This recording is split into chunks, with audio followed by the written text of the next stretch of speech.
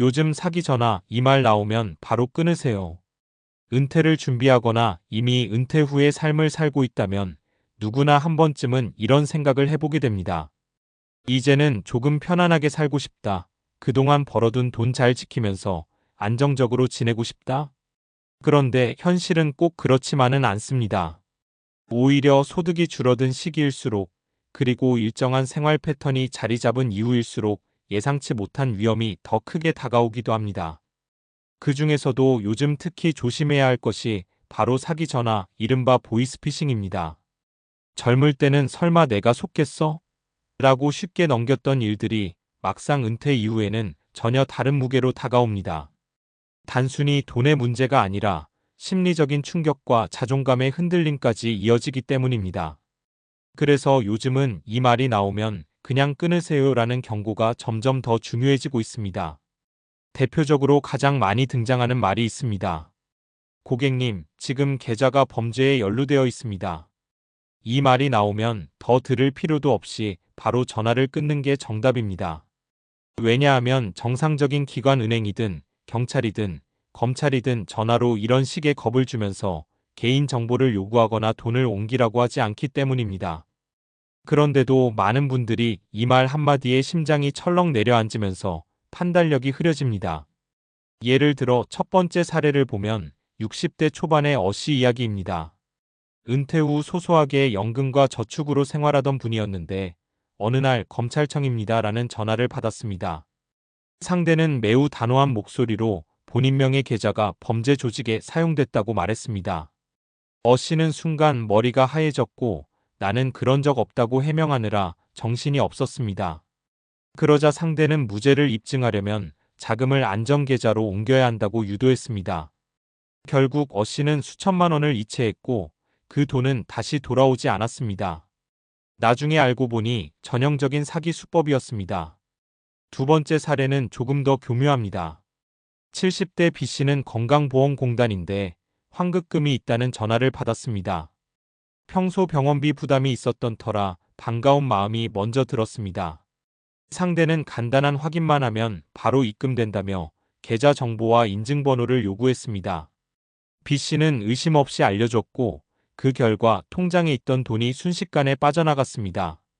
환급금이라는 말은 사람의 기대 심리를 자극하기 때문에 특히 위험합니다. 세 번째 사례는 자녀를 사칭한 경우입니다. 50대 후반 C씨는 엄마 나 휴대폰 고장나서 급하게 돈 좀 보내줘라는 문자를 받고 전화를 걸었습니다.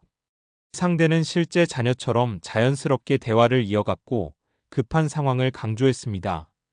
평소 자식 걱정이 많던 C씨는 의심보다 걱정이 앞섰고 결국 요청한 계좌로 돈을 보냈습니다.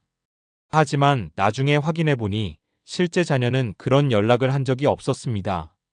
이 세 가지 사례를 보면 공통점이 있습니다.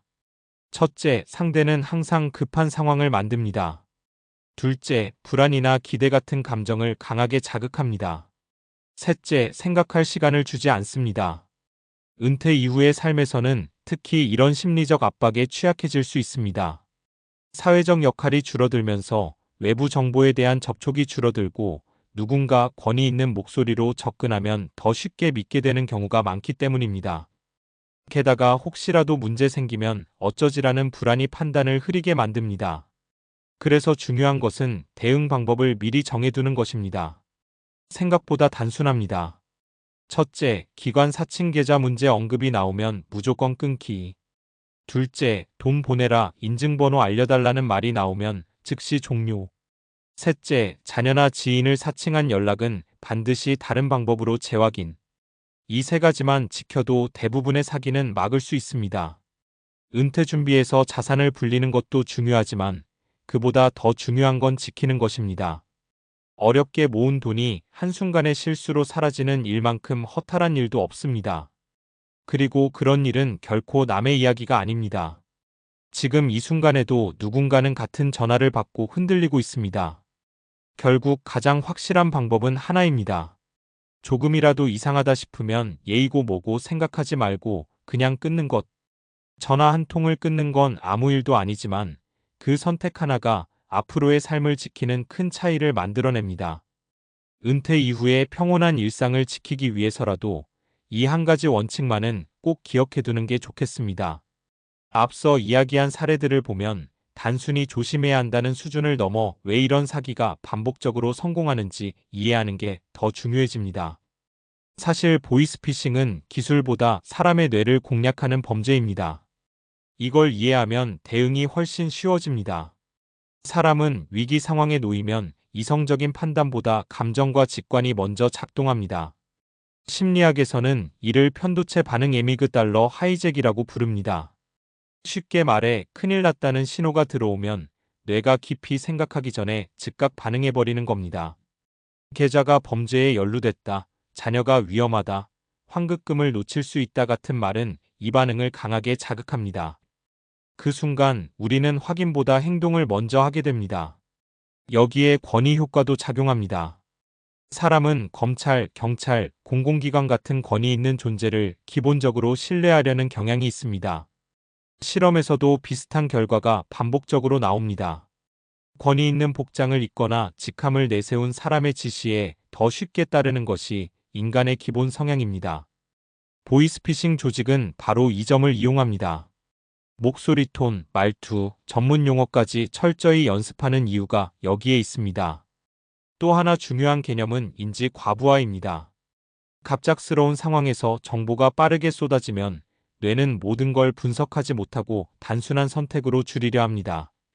지금 바로 조치하지 않으면 큰일 난다는 압박은 판단 과정을 생략하게 만듭니다. 그래서 사기범들은 일부러 말을 빠르게 하고 선택의 여지를 주지 않습니다. 이걸 역으로 생각해보면 대응 방법은 명확해집니다. 생각할 시간을 확보하는 것이 가장 강력한 방어입니다. 전화가 오면 바로 판단하려고 하지 말고 의도적으로 한 박자 늦추는 습관이 필요합니다. 예를 들어 이런 식입니다. 지금 확인이 어려우니 공식 번호로 다시 연락하겠습니다. 이 한마디만 해도 대부분의 사기범은 바로 전화를 끊습니다. 왜냐하면 그들은 시간을 가장 두려워하기 때문입니다. 또 하나 뇌과학적으로 매우 효과적인 방법이 있습니다. 바로 행동을 끊는 트리거 문장을 미리 정해두는 겁니다. 예를 들어 스스로에게 이렇게 약속하는 겁니다. 전화로 돈 얘기 나오면 무조건 끊는다. 이건 단순하지만 강력합니다. 인간의 뇌는 미리 정해둔 규칙이 있을 때 훨씬 빠르고 정확하게 행동합니다. 일종의 자동화된 안전장치라고 보면 됩니다. 그리고 은퇴 이후에는 사회적 연결을 의도적으로 유지하는 것도 중요합니다. 주변 사람과 자주 대화하고 정보도 공유해야 합니다. 실제로 통계적으로도 가족이나 지인과 정기적으로 하는 사람일수록 사기 피해 확률이 낮습니다. 이유는 간단합니다. 의심이 생겼을 때 바로 확인할 수 있기 때문입니다. 혼자 판단할 때보다 훨씬 안전해집니다. 여기서 한 가지 더 생각해 볼 부분이 있습니다. 왜 은퇴 이후에 이런 피해가 더 크게 느껴질까? 경제학적으로 보면 은퇴 이후 자산은 회복이 어려운 자산입니다. 다시 말해 손실이 발생했을 때 이를 보충할 수 있는 소득원이 제한적입니다. 젊을 때는 다시 벌 수 있다는 가능성이 있지만 은퇴 이후에는 그 여지가 크지 않습니다. 그래서 같은 금액이라도 심리적 충격이 훨씬 큽니다. 행동경제학에서는 이를 손실 회피로스 어버절라고 설명합니다. 사람은 같은 금액을 얻는 기쁨보다 잃는 고통을 훨씬 크게 느낍니다. 결국 정리해보면 보이스피싱을 막는 핵심은 세 가지입니다. 첫째, 감정이 흔들리는 순간을 인지하기. 둘째, 시간을 벌어서 이성적 판단으로 전환하기. 셋째, 혼자 결정하지 않고 반드시 확인하기.